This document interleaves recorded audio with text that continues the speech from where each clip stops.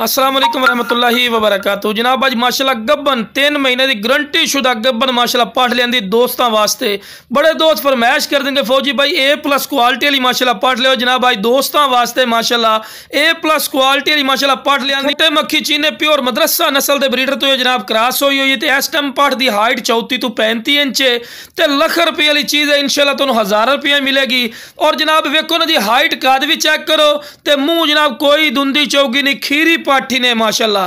ते पाठ दी बिरा वेल वेखो, आम इतनी पट्ठां दी वेल नहीं होती जितनी माशाल्लाह इस पाठ दी वेल ही ने। और बिल्कुल तोता फेस चंगी जालर च कन्ना दे लापर भी चेक कर सकते हैं, चंगे लंबे कन और माशाल्लाह वाइट अख दे विच ने ते बिल्कुल बरीकी वाली पशा में। ते लो बिरा खीरी पाठे ते लो बिरा हवाना चड्डा वेखो कितना माशाल्लाह प्यारा हवाना चड्डा बना रही है। और अल्लाह दे फजलो करम नाल पहले सूए च 1.5 तो 2 लीटर दुध वाली माशाल्लाह बकरी बनसी। ते माशाल्लाह पाठ दी वेल वेखो ते पैर बिरा बनने क्योंकि तुहानू वीडियो बना के चेक करवानी होंदी है। ते लो बिरा चारा ही खवा के विखा रहे हैं कि माशाल्लाह सेहतमंद चीज़ ने। अगर ये नाल दी बिरा तुसी मंडी या यालियां कोल पुछो कम अज कम तुहानू 55-60 हज़ार रुपये तो घट नहीं मिलनी।